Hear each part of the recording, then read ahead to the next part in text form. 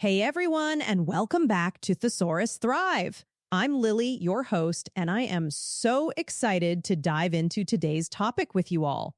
How many of you have ever walked into a supermarket, seen all those signs, heard people talking around you, and thought, man, I wish I could confidently navigate this whole experience in English? Oh, Lily, you are speaking my language. Literally. I've definitely been there. You go in with your list, but then you need to ask where something is or clarify a price, and suddenly your mind just goes blank. It's like, my brain forgets all the English words it ever knew. Exactly. And that's totally normal, Ava. It's a common hurdle for many English learners. That little bit of pressure in a real-life situation can make us feel, well, a little less fluent than we actually are. But today, we're going to change that. We're going to turn your next supermarket trip into a fantastic opportunity to practice and boost your English-speaking confidence. I love that idea. So we're not just going to learn words, we're going to learn how to use them, right? Absolutely. We'll cover everything from simple greetings, asking for help, checking out, and even talking about your purchases. Our goal is to make you feel comfortable and confident, turning those awkward silences into smooth, natural conversations. So grab your imaginary shopping cart, because we're heading to the supermarket. My imaginary cart is ready. Let's do this. All right, so imagine you've just walked through the automatic doors. You're in the entrance. What's the first thing you usually do, Ava, besides, grabbing a coffee if it's there? Haha, good point. But after the coffee, I usually need a basket or a shopping cart. I can't carry everything in my arms, right? Exactly. And this is your first chance to speak English. Instead of just grabbing one, let's learn how to ask. You could say, very simply, "Excuse me, where can I find a shopping cart?" Or, "Do you have smaller baskets available?" Notice that "excuse me," it's super important for getting someone's attention politely. Oh, excuse me is key. Sometimes I just jump straight to the question and I feel a bit rude. So, excuse me, where can I find a shopping cart? That sounds good. What if I can't find anyone to ask? That's a great point. If you don't see an attendant, you can usually spot the cart corrals near the entrance. But if you're really stumped, you could even ask another shopper. "Excuse me, do you know where the shopping carts are kept?" Most people are happy to help, Okay, that builds confidence already. I have my cart or basket. Now, I have my shopping list. Let's say I need milk. I know milk is usually in the dairy section. How do I ask for that? Perfect. This is where knowing the names of sections helps. You could go up to a staff member and say, "Excuse me, where's the dairy section?" Or even more directly, "Could you tell me where the milk is, please?" Adding "please" is always a good touch, of course. Right, please and thank you are universal, I guess. What if I don't know the name of the section, but I know the item? Fantastic question. Then you just focus on the item. "Excuse me, I'm looking for bread. Which aisle is it in?" Or, "Do you know where I can find fresh produce?" The word produce is a great one for fruits and vegetables, by the way. Try saying produce. Produce. Got it. So, which aisle is the coffee in? Aisle, that's another important word. It's like the rows, right? Exactly. AISLE, aisle. It's the passageway between shelves. You'll often hear staff say things like, "It's in aisle 3, or "You'll find it down that aisle on your left." So asking which aisle is it in is a very natural and common question. Okay, so I have my cart. I know how to ask for sections and specific items. What about when I find something, but I have a question about it? Like, is this organic? Or is this on sale? Great point. Let's talk about asking about products. The most basic question, of course, is about price. "How much is this?" Or, "What's the price of the organic apples?" You can also ask, "Is this item on sale?" Or, "Are there any discounts for these?" On sale means it's a special price, lower than usual. Right, on sale is a good phrase to know. Who doesn't love a good discount? What if I'm not sure about the quality, like with fruits and vegetables? Another excellent scenario. You might ask, "Are these fresh?" or "Are these ripe?" Ripe means ready to eat, like a banana that's perfectly yellow. If you're looking for something that will last a few days, you could say, "Do you have any that aren't quite ripe yet?" Oh, ripe and not quite ripe yet. That's super specific and useful. What about expiration dates, like for yogurt or milk? Absolutely. You can simply ask, "What's the expiry date on this?" Or, "Could you check the best before date for me?" Most staff will be happy to look, especially if you're buying multiple items. These questions show you're an informed shopper, and that's a good thing. Okay, so I can ask about price, quality, and dates. What if I need a different size, like a smaller carton of milk or a bigger bag of rice? Perfect. You can say, "Do you have a smaller size of this?" Or, "Is there a larger package available?" Or, if it's a specific product, "Do you have the brand name yogurt in a different flavor?" These are all very common questions, and practicing them out loud will make them feel natural when you're actually in the store. I can totally imagine myself saying these things now. It's starting to feel less scary. So once I've filled my cart, it's time for the checkout, right? That's right. The checkout is usually where you have the most direct interaction with a staff member, and it's a great opportunity for a mini conversation. As you approach the register, you might see a few lines. You can ask, "Is this line open?" Or, "Are you serving here?" before you start unloading your items. That's a good one. I've definitely stood in a line that wasn't open before, just waiting. Very awkward. So once I'm at the front, what's the usual interaction like with the cashier? Typically, it starts with a friendly greeting. The cashier might say, "Hi there, how are you today?" Or, "Hello, finding everything okay?" You can respond with something simple like, "I'm good, thanks, how about you?" Or, "Yes, thank you." It's a nice, polite exchange that sets a positive tone. Okay, so a quick greeting, then they'll scan my items. What about paying? That's a big one for me. Different payment methods, you know. Absolutely. Once they tell you the total, they'll usually ask, "How would you like to pay?" Or, "Cash or card?" You can say, "I'll pay by card," or, "I'll use my debit card or credit card, please." If you're using a mobile payment like Apple Pay or Google Pay, you can simply say, "Mobile pay, please," or, "I'll use Apple Pay." That covers all the bases. So I'll pay by card, short and clear. What about bags? Sometimes they ask, sometimes they don't. Right. Often they'll ask, "Do you need a bag?" or, "Would you like a bag?" If you have your own reusable bag, you can say, "No, thank you, I have my own," or, "No, I'm good, thanks."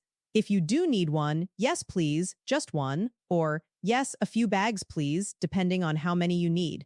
Remember, in some places you pay a small fee for bags, so it's good to be clear. That's good to know. And what about a receipt? Sometimes I forget to ask, and then I realize I need it later. Another excellent question. The cashier might ask, "Would you like a receipt?"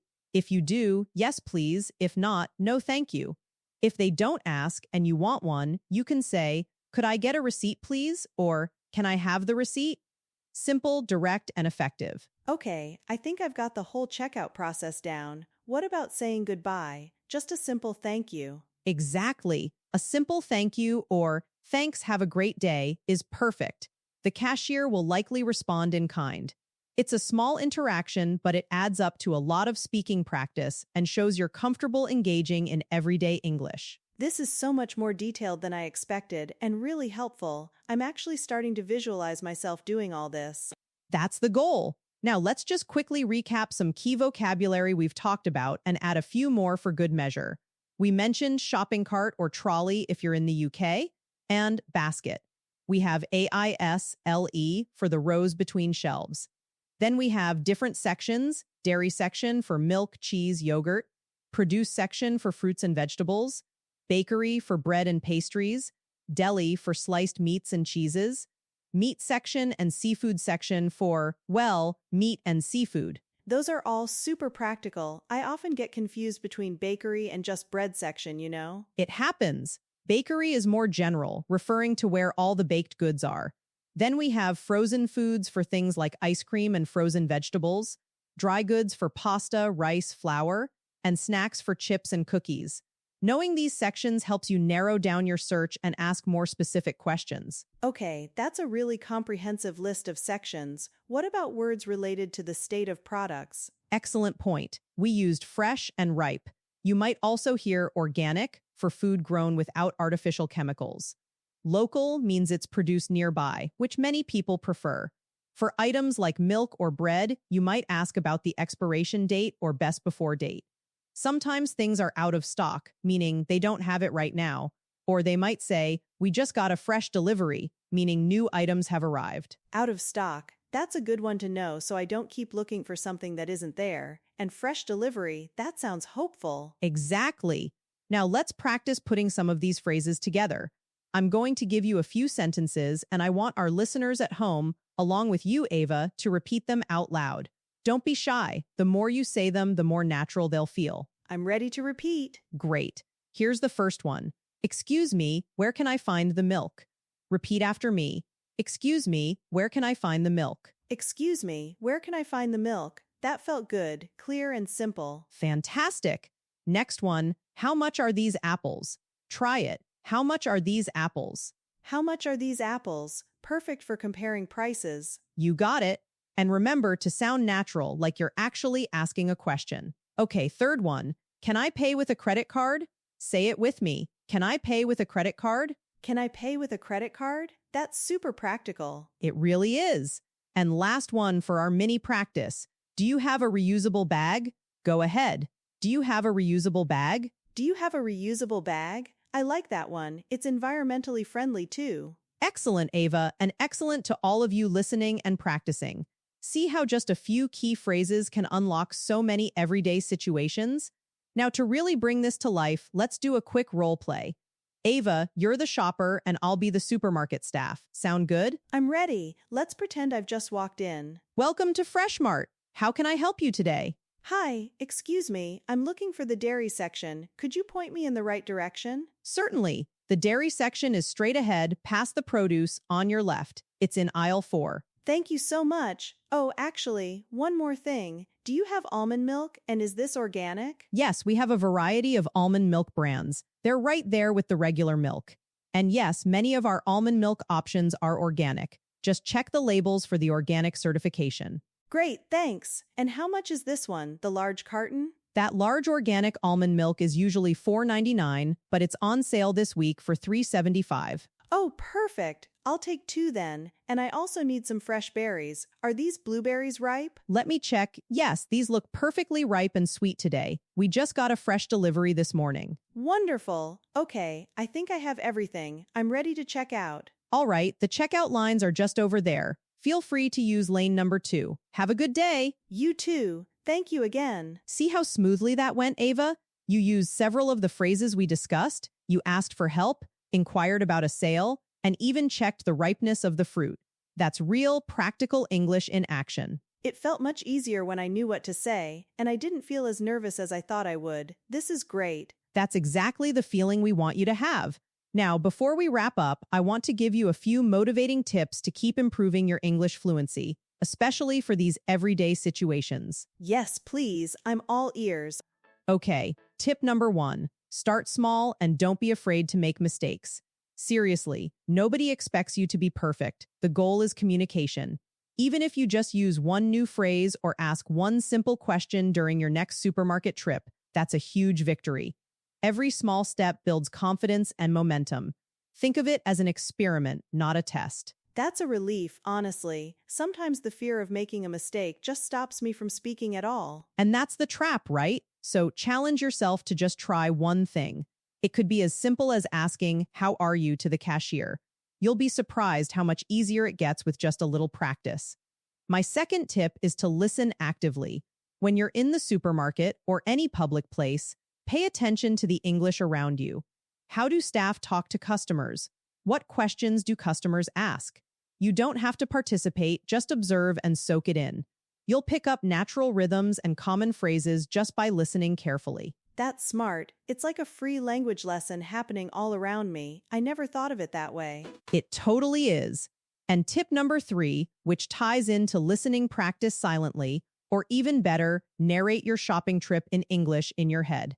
As you walk through the aisles, think, okay, I'm looking for pasta. Pasta is in the dry goods aisle. I need to find the brand I like. Is this one on sale? You're essentially having a conversation with yourself in English about a real-life scenario.